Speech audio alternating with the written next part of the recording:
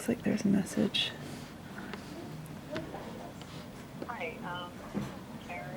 I live in Denton. I just heard the mouse trap go off, and I went up in the attic, and there was a bat, stuck. Hello? Hi, this is Victoria Campbell from Wild Things Sanctuary. Yeah. Thanks for getting back to me. Oh, no, absolutely. So, it's crazy, but I've actually heard this happen before. So you got a bat in a mouse trap, huh? Yeah. So basically, I'm more than happy to take care of this little bat. I mean, it's very likely to have some kind of injury, when they're caught in snap traps like that.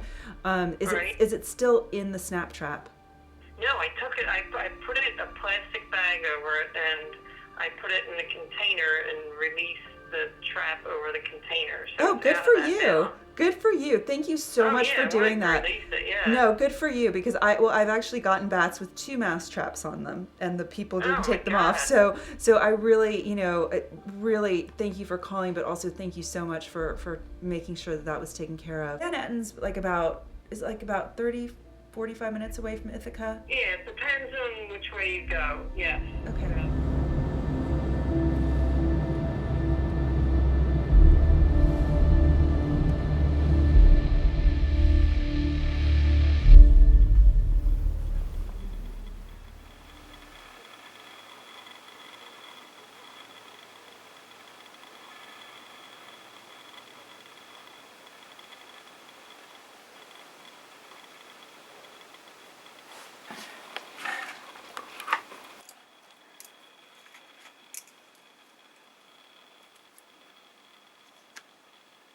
I always tell people, if you don't like bats, do you like nice food? This is a little delicious bat shake. They're so important in things like pest control for so many of our crops in the United States. They save farmers an estimated average of over $20 billion a year on just pest control.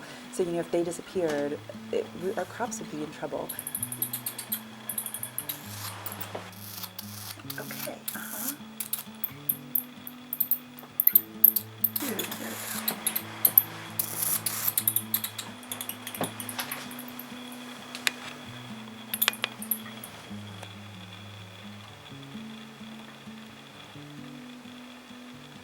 Wild Things Sanctuary is a wildlife rehabilitation center that works with native wildlife, and it's been around for over 10 years, but actually about 5 or 6 years ago, I ended up specializing in native bat care. There you go. Feeling better about yourself? Go. This was definitely the twisted career path.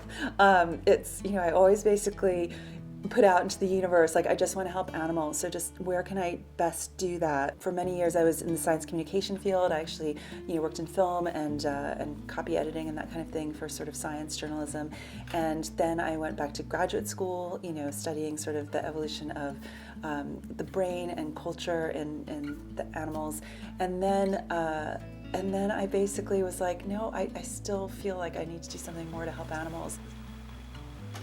When I was driving up to Ithaca to look for a place to live, I found this little injured squirrel. What do I do? And I found out you bring it to this wildlife rehabilitator. I'd never even heard that term before.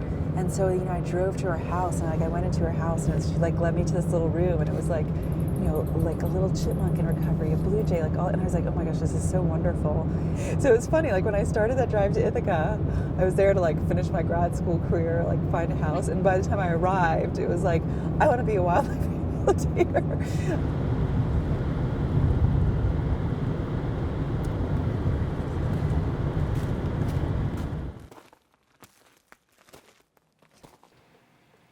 I really appreciate you letting us come tonight and get this little guy, and I'm glad to be able to settle it in tonight and everything. Oh yeah, me too. I know. I feel sorry for the little thing. When I went upstairs to put a little tape on it, the box, I could hear it scratching around. Right. So that's good. I'd like to know if it's a male or female. Yes. And then hopefully she will make it. Yes. No. I mean, definitely. We've got a nice cozy cage all set up. Well, I really, really appreciate it. Yeah. And Thanks yeah, for coming out. No, for sure. The one thing that ties everybody together is just wanting to help these animals. So it's a really, just really interesting, and I really, try to use every interaction with people as a chance to kind of make them feel empowered about rescuing the animal and, you know, teach them something about it. So hopefully, hopefully that was successful in this case.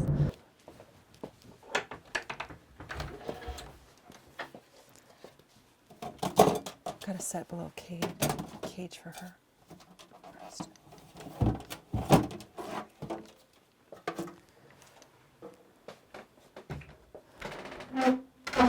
It's always good to get prepared before you actually get the bat out.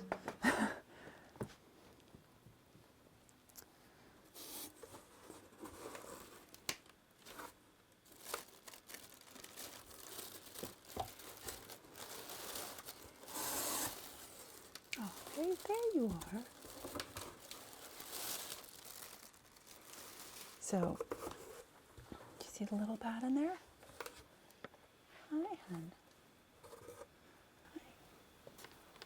All right, let's get you up and take a look at you. Look at those beautiful white teethies. So, looking at how nice and sharp her teeth are, I wouldn't at all be surprised if she could have been maybe a juvenile from this year, or a young bat anyway. Okay, oh yeah, you get it. A lot of times with bats that are caught in mouse traps, it will give them some internal injuries. A lot of times you can tell if you look through the, you know, just like along their body, you'll see some bruising. I don't see any bruising there, which is really good. This is obviously the broken wing, so you were just going to carefully pull it out. Ew, careful, careful, careful. I'm just saying we have to be stable. Okay, I just did that really quickly. I didn't see any bruising on that side, but we'll just quickly check on this side. Okay, just don't move around so much. And this wing looks great. Looks really nice and healthy, which is great. Now, one thing, whenever you do a bat bandage, you have to make it pretty light, because if you make it too heavy, they could injure themselves more just trying to walk around with it. So I really like to use this paper tape.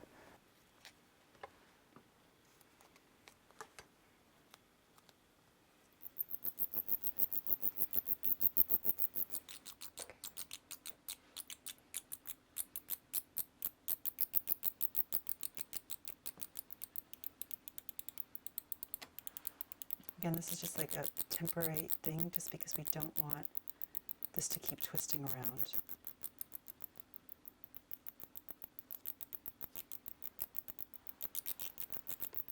We also don't want to do it too tight, because if there's swelling, it can end up causing problems. But we're just doing this sort of like nice and loose, just so it's like the fingers are acting as a splint. And then what we're going to do, so we want to put her in a little bit of a body wrap. Okay. You're such a good sport, honey. Yeah, she's like, I'm not sitting in that thing. Oh, sorry, okay. No, it's not so fun. 18.15, okay. She's a big brown bat. Female. She's actually in really nice shape, which is really good to see. She's I mean, even though obviously her wrap is going to make her a little heavier, she's a really nice weight, which is great. That makes everything easier. You know, if a bat's in good shape and they sustain an injury, it means they're going to recover better. Specifically the local one, probably? That's pretty good. Okay. Definitely like the little holes in the wings look like are pretty consistent with like cat type injuries. Little Rodriguez is a big brown bat, and he came to me like a lot of other bats come to me. There was a bit of an altercation with somebody's cat. If you call the health department, they'll tell you to just put it in the freezer and let it die, which is particularly cruel. I walked out the door into my driveway, and there was my cat sitting about 2 feet away from a bat. I found a box, like a small box, and carefully put it over the bat. And as I approached it, it kind of was echolocating. Its mouth was wide open, and those like loud, big teeth were shining at me, and it was making all kinds of clicking noises. I just carefully put the box over it and slid something under it so I didn't have to touch it, and got it in the box. And then I was able to get in touch with Victoria and find out when I could bring it by. I'd say definitely people's pets are right up there. Bats are the ultimate squeaky toy if you're a dog or a cat. So I do definitely get a number of those. But I also get some that are like just found in really strange situations. This is a little brown bat. She's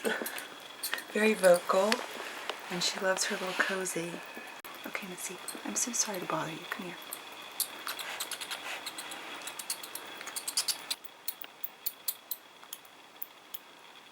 So yeah, these little bats used to be the most numerous predators in the Northeast, and now they're almost gone because of white nose. I don't know if I'll be able to let her go or not, just because her wings were so badly hurt by the fungus.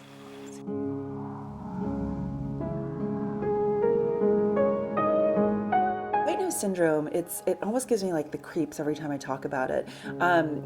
You know, back in 2006, I believe it was, you know, scientists went in to do their bat counts in the winter, and they just found layers of dead bats on the ground, and nobody knew what was going on. We discovered the disease on one of our routine cave surveys in 2007, and that was at a cave here in the Albany area. It had about 200,000 of those bats in it, and at its worst, that site dropped to about 1,000 little brown bats. That's a stark difference. 200,000 bats is a pretty impressive thing to see, and they were virtually all gone. And what it is, it's this fungus that likes sort of cold. Caves are the perfect temperature, the perfect environment for it to grow.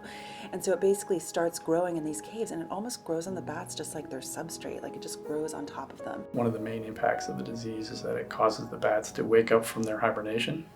So every time they wake up, they use up a little bit of that energy. And when the disease wakes them up too many times, then they essentially, deplete all of their fat reserves, and they either starve to death, or seems to be more common, they fly out of the hibernation site in the middle of the winter time in a presumed desperate attempt to find something to eat.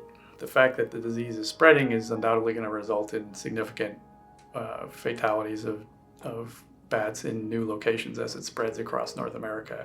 And so far we're seeing pretty much the same results that we've seen in New York and in the Northeast as it spread through the Midwest, and now it's actually as far as the West Coast. We've been working quite hard on trying to come up with ways to mitigate the impacts of this disease. And we continue to do that, although progress has been slow in coming.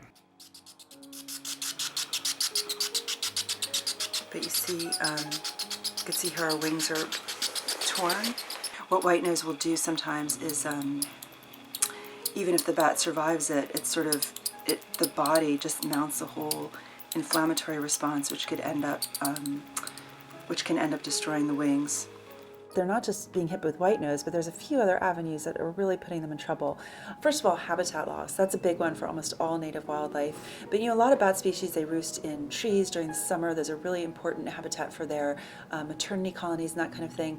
And obviously that's one habitat that is being destroyed every day, for building, that kind of thing. Also, you always hear about turbines being a problem for birds, but what people don't realize is that for every bird killed at a turbine, there's up to, I think, 6 bats that are killed. That's a huge number of bats. We just see huge numbers of hoary bats, silver-haired bats, and red bats being killed by the turbines. And what's worrying about that is that because they're so mysterious, because their populations are so difficult to monitor, we don't know how many there are. We just know that we're seeing a lot of dead ones. The numbers that are being killed are a real worry for the populations. So that's a huge concern. So it's 2 days later, and I actually was able to set we named her Edie, so I was able to set little Edie's wing today. As you probably saw last time, she was rather squirmy. But now that when we had her under anesthesia, we were able to put a really nice little body wrap right now. And so basically the way I've done that is, so we want to totally immobilize her wrist and her elbow, just like a person if you were to break your arm. So, right here is where the break is, and she's just nice and wrapped up. She will keep this on probably 6 to 8 weeks. We'll see how it goes. We'll probably get her x-rayed in about 6 weeks to see how it's healing. Okay. All right.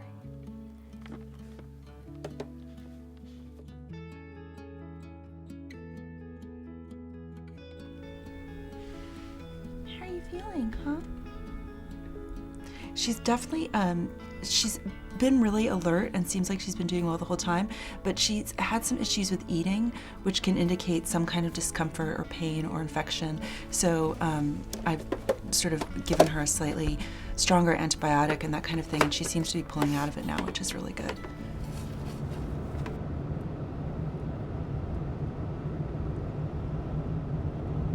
This vet, her name is Bridget Berry. She'd heard about the bat work I do and was interested in helping me. Even though she hasn't worked with bats before, it's just always great getting her, input as a vet. When she's working at this vet clinic, they allow me to come in and get x-rays. Good to see you. Yeah. Okay. Hi. Thank you so much for helping us out. This one's Edie. E-D-I-E. Okay, good girl.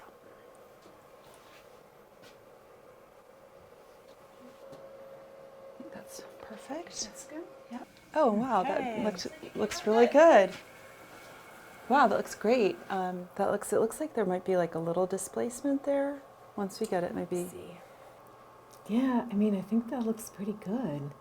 If you step back and think like, oh, am I like saving the species from white nose syndrome? No, you're probably not. We do what we can to support their survival and recovery from the disease, with the hope that they will actually be able to adapt and live with the disease. What I will say is that every single bat that's brought to me, again, it's like this chance to connect with a person, and if it makes that person maybe a little bit more excited about bats or about native wildlife or about the environment or about any of these things, then that can spread a wave. Through her appreciation of bats, I've really grown to appreciate them as well and see them as beautiful creatures. I'm like hoping that, maybe like in about a month's time we can take that pin out. We'll probably put her under anesthesia so I can take it out and bandage it, like sort of see what it looks like. Let her start physical therapy on her own, like do like little gentle stretches for her. And Oh, I think that yeah. sounds perfect. Okay. Keep her on antibiotics probably a little Yeah. bit longer. Yeah. And her pain meds. yeah. It's like I wish I could say I had all this time to reflect on how it's changed me as a person, but I feel like usually I'm in like emergency mode. Like there's always like an animal to take care of or a phone call to return. So I haven't had that much time to reflect to see, think of how has it changed me. Such good news from the vet, honey. I think you have a very good chance of hopefully taking to the skies again. But I guess for me, it just, I've just felt such a strong ethical responsibility that these animals, like native wildlife, need our help. There's nobody looking after them. And so I guess in doing this, I feel that part of that is fulfilled. I feel like whether or not I'm making a difference, at least I have a purpose and at least I'm doing something, like I'm moving in that direction. I feel like if I wasn't doing this, like I definitely have more time in my life to like have fun and doing all this cool stuff and traveling, but part of me would still be really feel lost or just feel sort of depressed in some way. So for me, that's more important. Like I don't have time to do things. I have constantly a broken heart from working with some really sad cases, but this is still more important to me than all of those things.